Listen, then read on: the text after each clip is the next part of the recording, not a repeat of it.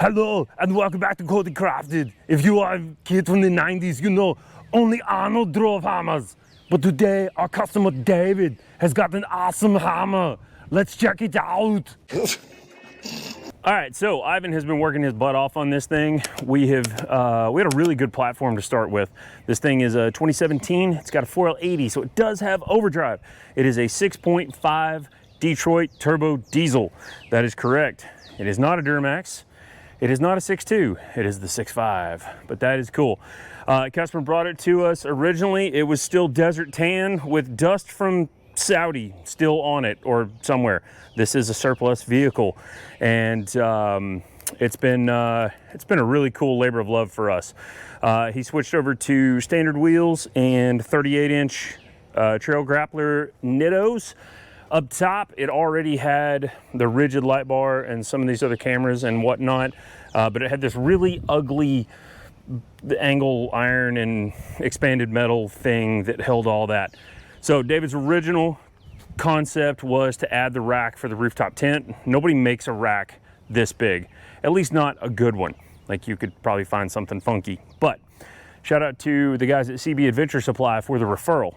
Sure appreciate that, Ryan and Libby. You guys are great friends. Happy to have you as partners on certain projects. Thank you. The rooftop tent was supplied by the client. It is a hard shell from Hayfun, Amazon, Alibaba, something, Temu, I don't know. It's actually pretty cool though. It does a good job. It's very similar to a lot of the other ones on the market. If you need one, let us know, we can help you out. The paint job was done between the first consultation and when it dropped off. I call it SWAT blue because it reminds me of some... I'm about to throw up. We also got some windows that we cut in. These are a Lexan and pre-tinted, so pretty cool. The rooftop, or the slant back would not stay up, so new struts on there. The cameras were inoperable. They are now working. We've got some trailer hitch wiring we need to finish up, but other than that, we're just about done. We got rid of the standard exhaust and went to the high clearance.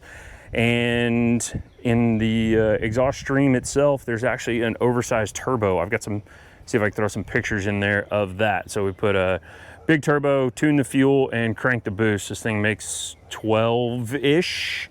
I think, something like that. It definitely runs way better than it did. And it was really cool to drive in the snow with the big turbo and the straight down pipe.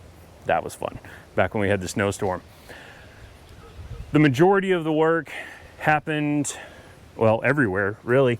On the inside here, this console was pre-existing, and we added, it was an absolute fire hazard under there. I think I've got some photos of that. But it was just, there was probably 10 things that were gonna burn this thing to the ground.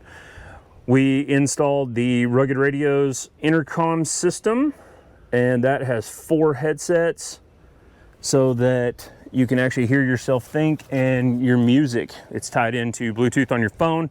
And of course, everybody can talk to each other in the process. It really, they're noise canceling headsets, and it really makes it palatable to drive this thing, because without it, Hummers are so loud. If you've never been in one, and also it's, you know, it's not sealed up like a submarine, it's sealed up like a hot air balloon. Like, there's daylight everywhere in this thing.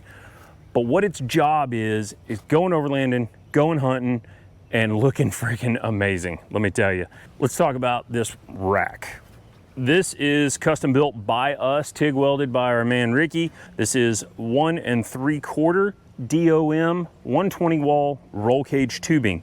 The plates here are 1/4 inch thick, and it is fully TIG welded all the way throughout.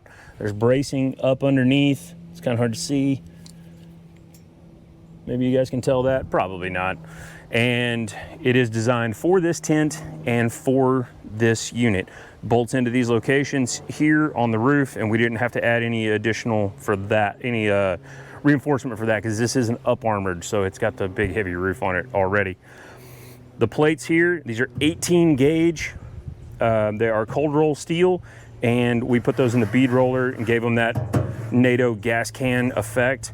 They're light enough They do make a little noise, but they hold me, and I'm not a small man. Across the top, we're running with some of our existing lighting. This rigid bar is self-aiming and has its own GPS sensor, and it adjusts. It's dimmable. It does all kinds of crazy stuff. This thing's ridiculous. It's like $4,000. It was on it when he bought it, so score on that one. Right here on either side, we've got IR cameras. Those are gonna have to be dealt with. We got some water intrusion. Once again, existing stuff. I did not put this leaf there. That was actually there. Got some spotlights out here for lighting the sides. And this is 1¼ inch, also DOM 120 wall. We cut these on the plasma table, and they hold the rigid IR light. That's right, you can drive with your quad tubes. Scary men with green eyes. Under the hood, let's get the bonnet popped and we'll take a look at all that stuff. Under the hood, that 6.5 liter turbo diesel. This is the generator unit, dual voltage regulator, 14 volt, and et cetera, et cetera, et cetera. Somebody along the line had put too short of bolts, too long of bolts, something. This thing was literally falling off of the engine. So we actually had to use the forklift to pull it out of here because we couldn't get the engine hoist in around the tire and such. So we used the forklift, pulled it out of here, and used helicoil inserts in the block and cylinder head in order to keep this thing from falling off, because it was literally falling off on the ground. Had a couple massive power steering leaks. We got all that set up, topped up all the fluids, checked everything all over, and so far so good, looking great. We got all the voltage. This thing sits here and just chugs. It's so crazy that with the aluminum body and with the 24 volt system, how hard it is to run 12 volt accessories on this thing without doing a full secondary battery. And we didn't want to eat up the interior space on that. So we've got some voltage converters hidden in the center console area, and we took care of all those fire hazards because it was so bad, so bad. So that is essentially the ins and outs of what we've done on this one. We did a little temporary setup with the awning here. It didn't have any stakes, so we just took a stick and made some stakes just for the pictures and whatnot. So if that looks a little sloppy, that's on us. It's not a problem there. I'm really happy with it. Ivan absolutely loves it. He thinks it's like the funnest thing in the world. And when it was snowing, I about couldn't get him out of it. You know, we had to make sure we test drove it a lot in the snow to lunch. I got some pictures and some video. You might have seen it on Instagram if you guys follow us there. Let's see, is there anything Ivan wants to touch on? Otherwise, he's out here getting these awesome pictures for us. Buddy, what am I forgetting? If it wasn't for the team, we wouldn't get it done. Meanwhile. Welcome back to CodyCrafted. I'm the guy who built this thing. I'm him. This is f***ing awesome. Let's f***ing do this. That's right. That's it. Because I had some design input, but for the most part, this guy and Dylan and Ricky, they did everything. Like, I barely turned a wrench on this thing. So we absolutely could not get it done without the awesome team and without you guys watching and liking, subscribing, checking out the merch store. If you like t-shirts and this, that, and the other, buy some t-shirts so these guys can get a paycheck. That'd be great. No, I'm kidding. I'm kidding. We appreciate you. If you've got a H1 or an H2 or anything, and you need an awesome custom roof rack, and you need to go overlanding or take over a small Caribbean nation, give us a call. CodyCrafted.com. Check the stuff down in the bottom. We appreciate it. Links in the description. We'll see you on the next one.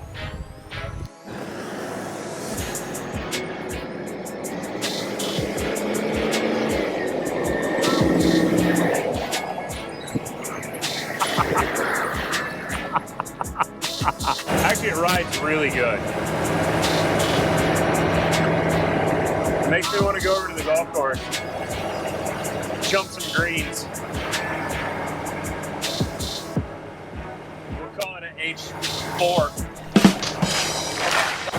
Did a little bit more adjustment to the boost. I say we're probably making around, we're making 10 now. It was making 8 or 9 after we had done maxed out on the wastegate. So I took the bracket and bent it just a little bit.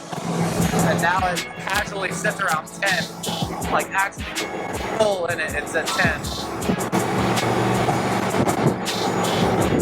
It's certainly like just 2 PSI on this thing is quite a big difference.